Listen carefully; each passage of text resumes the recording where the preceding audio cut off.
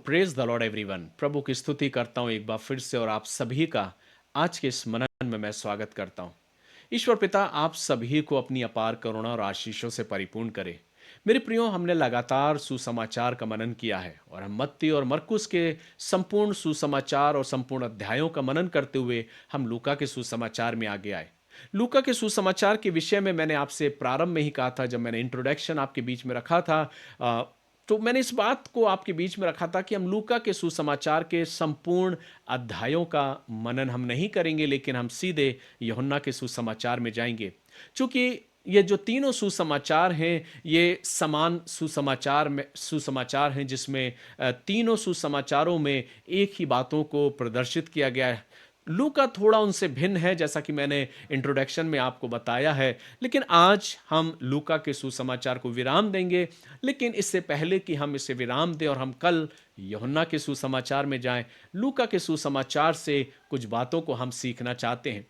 हमने पूरे सुसमाचारों का मनन किया। मत्ती, मरकुस और लूका के सुसमाचार को हम पढ़ रहे हैं और कल से हम यूहन्ना के सुसमाचार का मनन करेंगे, जो कि एक भिन्न सुसमाचार है। और यूहन्ना बहुत ही अलग तरीके से प्रभु यीशु मसीह को अपने सुसमाचार में प्रदर्शित करता है। और मैं आशा करता हूं कि आप पूरे संपूर्ण सुसमाचार के प्रत्येक अध्यायों को मनन करने के द्वारा जरूर आशीष को पाएंगे। लेकिन आज जब हम इस लूका के सुसमाचार को विराम देने जा रहे हैं, तो एक बात आपके बीच में मनन के तौर पे रखने जा रहा हूं, और वो ये है कि आज मुझे अपने आप को एक तुलनात्मक रीति से अपने आप को जांचने की आवश्यकता है यूहन्ना बपतिस्मा दाता के द्वारा। यूहन्ना बपतिस्मा दाता एक तरफ है, जिसके बारे में सुसमाचार प्रचारक, जो सुसमाचार लेखक हैं, उन्होंने यूहन्ना के बारे में जिक्र किया है। मरकुस के सुसमाचार में हमें देखने को मिलता है, मत्ती में और लूका में और यूहन्ना में भी हमें इस बात को देखने को मिलता है कि इससे पहले कि प्रभु यीशु मसीह अपनी सेवकाई में उतरे, वचन कहता है कि लूका ने बहुत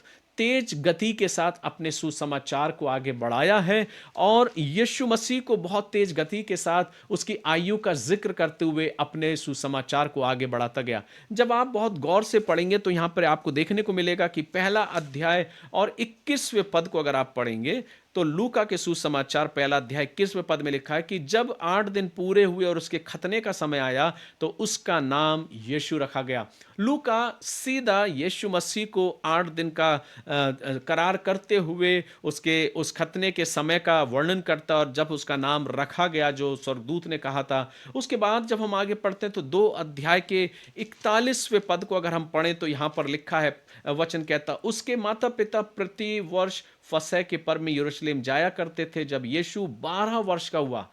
8 के बाद वो सीधे 12 वर्ष का जिक्र करता है और उसके बाद लिखा है कि जैसे ही 12 वर्ष का हुआ तो वे पर्व की रीति के अनुसार यरूशलेम को गए।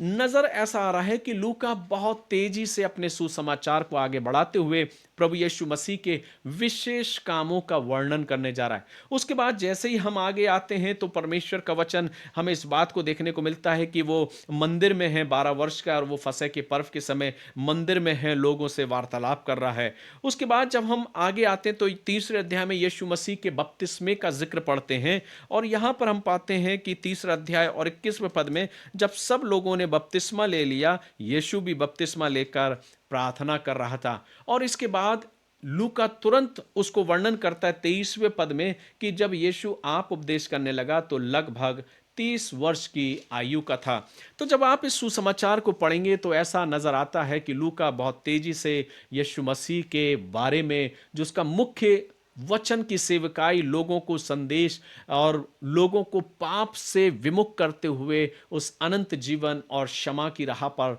लाने के लिए जो लूका वर्णन करने जा रहा था, उसने बहुत तेजी से अपने सुसमाचार को बखान किया है। लेकिन जब इस सुसमाचार को हम पढ़ते मेरे प्रियो तो यहाँ पर हमें वर्णन मिलता है इस बात का कि तीनों जो सुसमाचार है, दोनों जो सुसमाचार हैं मत्ती और मरकुस, उसमें हम इस बात को पाते कि मत्ती यीशु मसीह की जब वंशावली को व्यक्त करता है तो वो अब्राहम से प्रारंभ करता है और तकरीबन 44 पीढ़ियों को, 44 पीढ़ियों का वो जिक्र करता है। लेकिन लूका जब इसका वर्णन करता है तो उसमें 77 पीढ़ियों का जिक्र करता है, 77 पीढ़ियां जो आदम पर जाकर खत्म होती हैं। इसके पीछे उद्देश्य क्या है? इसके पीछे उद्देश्य यह है क्योंकि मत्ती जब अब्राहम से प्रारंभ कर रहा है तो मत्ती का उद्देश्य है कि यीशु मसीह सिर्फ यहूदियों को लेकर आए और वो यहूदियों को संबोधित करते हुए अपने सुसमाचार को लिख रहा है। मरकुस थोड़ा भिन्न है क्योंकि वो यीशु मसीह को एक सेवक की मानंद प्रस्तुत कर रहा है और इसलिए कोई सेवक की वंशावली को जानने का इच्छुक नहीं होता, इसलिए मरकुस ने यीशु मसीह की वंशावली को व्यक्त नहीं किया। लेकिन लूका में जब हम आते हैं तो लूका बहुत भिन्न तरीके से अपने सुसमाचार को लिखता है, जो कि मैंने इंट्रोडक्शन में बहुत सारी बातों को आपको बता चुका हूं और यहां पर फिर बता रहा हूं कि 77 पीढ़ियों का वो जिक्र करता है और वो पीढ़ी आदम तक लेकर जाती है और उन पीढ़ियों के बारे में वो जिक्र करता है। उसके पीछे उद्देश्य यह है क्योंकि लूका अपने सुसमाचार को सार्वभौमिक सुसमाचार करके घोषित करता है और लिखता है, अर्थात जिसका तात्पर्य यह है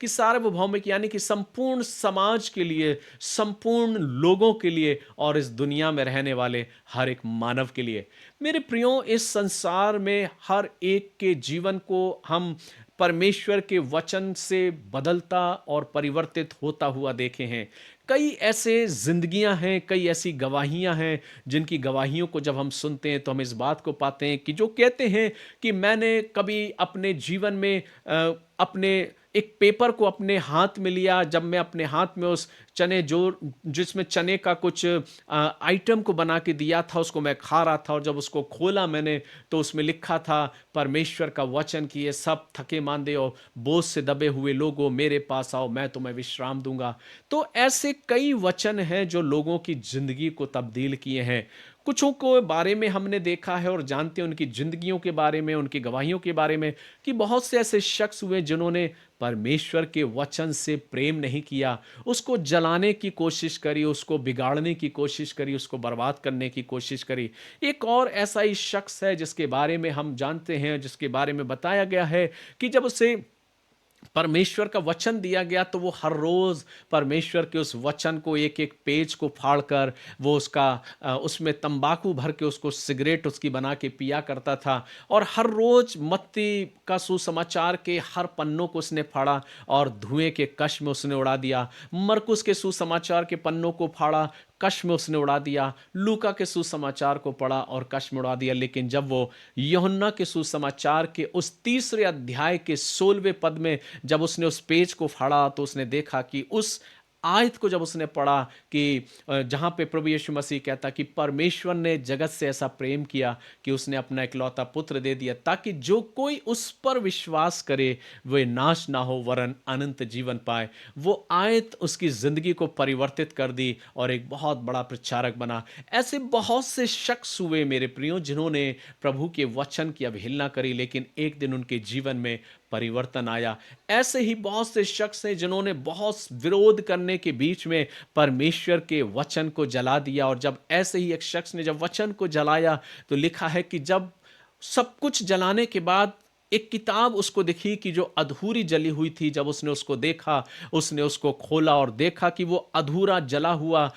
पेज जो था जिसमें एक आयत लिखी हुई थी और वो लिखी थी कि तुम अपने शत्रुओं के लिए प्रार्थना करो, जो तुम्हें सताते हैं उनके लिए प्रार्थना करो। वो आधी जली हुई बाइबल और वो आधा जला हुआ पेज जिसमें ये आयत लिखी हुई थी, वो आयत ने उसके जीवन को परिवर्तित कर दिया कि मैं तो इन मसीहों को सताने के लिए आया था, इन्हें बर्बाद करने आया था, लेकिन उसके जीवन में वो आयत काम करती और उसका जीवन परिवर्तित हो जाता है। हम ये ना भूलें कि किस प्रकार से शाऊल की जिंदगी के बारे में हम जानते हैं कि कैसे प्रभु यीशु मसीह की आवाज उसको मिलती है और उससे कहा जाता है कि तू मुझे क्यों सताता है, और तब वचन कहता है कि दमिश्क के मार्ग में प्रभु की एक तीव्र रोशनी उसको मिलती है और उसके जीवन में एक नया मोड़ आता है, परिवर्तित होता है और वो परमेश्वर के वचन नए नियम की 14 पत्रियों का लिखने वाला बन जाता है। सो मेरे प्रियो, जब मैं लूका के इस सुसमाचार को विराम देने जा रहा हूं तो मैं ये बताने का प्रयास कर रहा हूं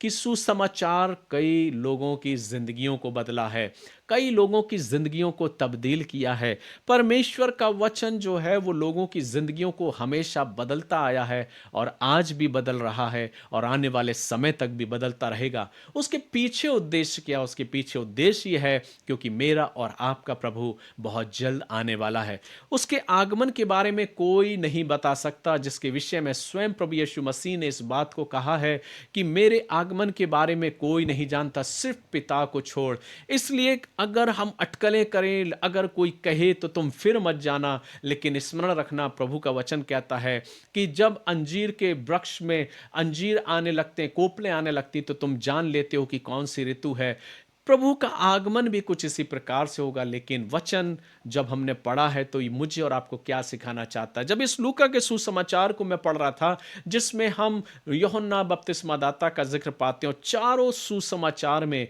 हम यूहन्ना का जिक्र पाते हैं। एक ऐसा प्रचारक, एक ऐसा सेवक जिसने लोगों का मुंह देखकर प्रचार नहीं किया मेरे प्रियो, लोगों का चेहरा देखकर उनको मिठास भरी गोली नहीं दी मेरे प्रियो, लेकिन वचन कहता है एक ऐसा प्रचारक जिसने गंभीरता के साथ, कटु वचनों के साथ लोगों को कटु वचन दिए, एक ऐसे कड़वे वचनों के साथ लोगों से बातचीत किया और उन्हें चिताया भी। अगर आप यूहन्ना बपतिस्मा दाता की सेवकाई को और उसके जीवन को आप देखेंगे तो उसके पास ना तो कोई एक बेहतर प्लेटफॉर्म था कि एक बहुत बढ़िया प्लेटफॉर्म पे खड़े होकर वो प्रचार करे, लोगों को बोले, लेकिन वचन कहता है कि यूहन्ना बपतिस्मा दाता यरदन किनारे जंगल में लोगों को संदेश दिया करता था और मन फिराव का संदेश सुनाया करता था। क्यों? क्योंकि परमेश्वर ने उसको ये आज्ञा दी थी। वचन कहता है यूहन्ना के सुसमाचार में बहुत स्पष्ट रीति से यूहन्ना इस बात का जिक्र करता है कि जब लोग उससे पूछते हैं कि तू कौन है, जब लेवी और याजक लोग उसके पास आते हैं, क्या तू भविष्यवक्ता है, क्या तू एलिया है, लेकिन वहां पर यूहन्ना बपतिस्मा दाता कहता नहीं, और वो कहता है कि मैं तो जंगल में पुकारने वाले का शब्द हूं, जिसके विषय में यशायाह ने भविष्यवाणी की थी, जिसके विषय में स्वयं यूहन्ना बपतिस्मा दाता कहता है। तो आज सिर्फ मैं इतनी सी बात करने जा रहा हूं मेरे प्रियो कि एक सेवक होने के नाते, प्रभु का एक खादिम होने के नाते, एक सुसमाचार प्रचारक होने के नाते आज मुझे अपने आप को जांचने की आवश्यकता है। एक तुलनात्मक अध्ययन अगर हम अपनी जिंदगी का करें, हमने बहुत से तुलनात्मक अध्ययन किए होंगे मेरे प्रियो, ना जाने कितनी किताबों का अध्ययन करते हुए हम यहाँ तक पहुँचे, इस मुकाम तक, इस जिंदगी में आगे बढ़े हैं। लेकिन आज जिसके विषय में मुझे और अपनी जिंदगी को अध्ययन करना है वो ये कि अगर हम यूहन्ना बपतिस्मा दाता की जिंदगी से अपने आप का तुलनात्मक अध्ययन करें और इस बात को देखें कि एक तरफ यूहन्ना बपतिस्मा दाता है, उसने बड़े प्रभाव तरीके से प्रभु के उस वचन को लोगों के सामने रखा, वो लोगों को चेतावनी देने में पीछे नहीं हटा, उसने शैक्रीन की गोली लोगों को नहीं खिलाई, लेकिन डायरेक्ट कुनैन की गोली उसने उनको दी, कड़वे वचनों को उसने दिया। आज मुझे और आपको भी अपने जीवन में इस बात को जांचना और जानने की आवश्यकता है कि मैं और आप ये ना सोचते हुए कि सिर्फ हम अपने जीवन में अपने बारे में विचार करते हुए, सिर्फ अपने बारे में सोचते हुए अपनी ज़िंदगी में आगे बढ़ें और वैसे ही वचनों को दें कि कोई मुझसे अलग ना चला जाए, लेकिन मुझे इस बात को सोचना है इससे बढ़कर कि परमेश्वर के राज्य में वो शख्स खोने ना पाए और परमेश्वर के राज्य में सम्मिलित किया जाए। अधिकतर हम इन वचनों को जब पढ़ते हैं तो यूहन्ना बपतिस्मा दाता ने बहुत कठोरता के साथ अपने संदेशों को दिया है। आज के परिप्रेक्ष्य में देखा जाए तो अगर कोई शख्स, प्रचारक अगर ऐसे कटु वचनों को बोलने लगे तो मैं सोचता हूं कि दोबारा उसको कभी आमंत्रित नहीं किया जाए, या उसकी कलीसिया में मेंबर्स ही बढ़ना या और उन्नति करना और जुड़ना शायद खत्म हो जाए। लेकिन प्रभु का वचन क्या कहता है? प्रभु का वचन मुझे सिखाता है कि जो वचन जैसा प्रभु से हमने पाया है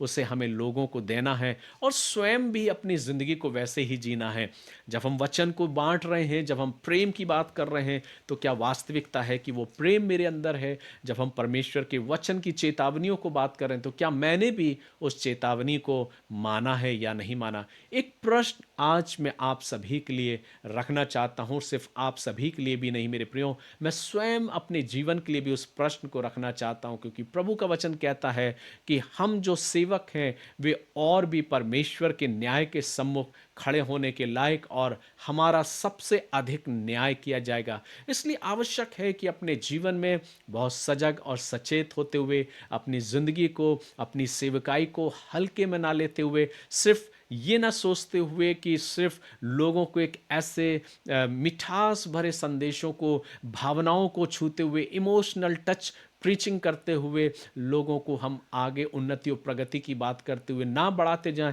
लेकिन जो वास्तविक प्रभु का वचन कहता है उसके विषय में अवश्य चेतावनी देते हुए लोगों को सिखाने का प्रयास करें। जो वचन हमको कहता, कई बार हम उन बातों को बखान नहीं करते मेरे प्रियो, लेकिन यूहन्ना ने उन तमाम सभी बातों को बखान किया है। उसने कहा, तुम्हें किसने चेता दिया कि आने वाले क्रोध से तुम भागो, इसलिए मन फिराव के योग्य फल लाओ। आज आवश्यकता है मेरे प्रियो कि हम सब जो प्रभु के सेवक हैं, हम सब जो प्रभु के विश्वासी लोग हैं, आज मुझे और आपको ये जिम्मेदारी दी गई है, ये कर्तव्य मेरा है कि हम और आप सिर्फ प्रभु के वचन के बोलने वाले ही नहीं मेरे प्रियो, लेकिन आज ये प्रश्न मेरे और आपकी ज़िंदगी के लिए भी है कि प्रभु ने जो जीवन मुझे दिया है, उस जीवन में क्या मैंने प्रभु के योग्य फल लाया हूं या नहीं? क्या मैं प्रभु की इच्छा के अनुरूप अपने जीवन को जिया हूं या नहीं? अगर कहीं भी कोई त्रुटि है मेरे प्रियो, प्रभु आज भी मुझे क्षमा करने के लिए तैयार है और मुझे अपने राज में शामिल करने के लिए तैयार है। सो मेरे प्रियो, मैं सभी को ये प्रार्थना करता हूँ, आप सभी को प्रभु के वचनों के द्वारा आशीष वचनों को कहता हूँ, प्रार्थना करता हूँ कि अगर हमारे जीवन में कहीं कोई कमी है तो हम आज ही उसे सुधार लें, इससे पहले कि प्रभु का दोबारा आगमन हो जाए और हमारे पास वक्त ना मिले। इसलिए अपने अंदर अपनी ज़िंदगी को हम जांचते रहें, परखते रहें और इस बात का अवलोकन करते रहें कि मुझ में कहीं किसी बात की कमी तो नहीं है। सो प्रभु इन वचनों के द्वारा आप सभी को आशीष दे और आशा करता हूं कि मत्ती, मरकुस और लूका के सुसमाचार से आपने ज़रूर आशीष को पाया होगा, लेकिन आज का जो संदेश है, आज का जो मनन है, वो प्रभु के सेवकों के लिए, हम जैसे जब हम अपने सेवकाई में, परमेश्वर की सेवकाई में हैं और हम जैसे ना जाने कितने ऐसे परमेश्वर के राज्य और सेवकाई के लिए अपने सेवाओं को कर रहे हैं, हम सबको जो सेवक हैं इस बात को सोचने की ज़रूरत है कि क्या मैं प्रभु के योग्य अपने जीवन में कार्य कर रहा हूँ, फल ला रहा हूँ? कहीं मेरे अंदर कोई त्रुटि तो नहीं है? हो सकता है मैंने दुनिया को तो खुश कर दिया, लोगों को तो खुश कर दिया, अपनी कलीसिया को तो खुश कर दिया, अपने परिवार को तो खुश कर दिया, अपने आस पास के रहने वालों को तो खुश कर दिया, लेकिन क्या मेरा खुदा मेरी ओर देखकर खुश है या नहीं? ये सबसे ज़्यादा इम्पोर्टेंट है। सो आइए हम अपने जीवन का अवलोकन करें, प्रभु के सम्मुख जाते हुए प्रभु से कहें, प्रभु अगर मुझ में किसी बात की घटी है तो मुझे बता, ताकि मैं अपनी ज़िंदगी को पुनः फिर से परिवर्तित कर सकूं और अपने जीवन में आपके सम्मुख ग्रहण योग होने लायक फल लाने पाऊं। सो प्रभु आप सभी को आशीष दे। आज का वचन और आज का दिन आपके जीवन के लिए और आशीष और उन्मास से भरा हो। God bless you. आइए हम प्रार्थना करें, अपने सिरों को झुकाएं, प्रभु को धन्यवाद दें कि प्रभु ने इतने समय तक हमको जोड़ा है कि हम प्रभु के वचन से आशीषित होने पाए हैं। प्यारे खुदाबंद, हम बड़ी शुक्रगुजारी के साथ तेरे करीब आते हैं, धन्यवाद देते हैं आपके प्रेम और आपकी दया के लिए। प्रभु आज का वचन, हमारा जुड़ना और हमारा मिलना, प्रभु सबके द्वारा आपको महिमा मिले। आज हम यही प्रार्थना करते हैं प्रभु कि मैं अपने आप को, अपनी ज़िंदगी को निहारता हूँ आपके सम्मुख प्रभु, और आपके वचन रूपी दर्पण में अपने जीवन को देखता हूँ। कहीं मेरे जीवन में कोई त्रुटियां हो प्रभु, तो आप उन त्रुटियों को दूर करें और ऐसा अवसर दें कि मैं आपके योग्य फल लाने वाला हो सकूं। इस आशा और विश्वास के साथ प्रभु अपने हर एक सुनने वालों को प्रभु आपके इस सामर्थ्य और बलवंत हाथों में देते हुए खुदावंद यीशु मसीह के नाम से दुआ को मांगते हैं, आमीन। हमारे प्रभु यीशु मसीह का अनुग्रह, परमेश्वर पिता का प्रेम, पवित्र आत्मा की संगति, सहभागिता और उसकी आशीष है आप सभी के साथ अब से लेके युगानिक तक होती रहे, परमेश्वर पिता, पुत्र और पवित्र आत्मा के द्वारा, आमीन। God bless you. प्रभु आप सभी को बहुत अधिकाई से आशीष दे। कल हम फिर मुलाकात करेंगे एक नए सुसमाचार के साथ, यूहन्ना रचित सुसमाचार। जय मसीह की।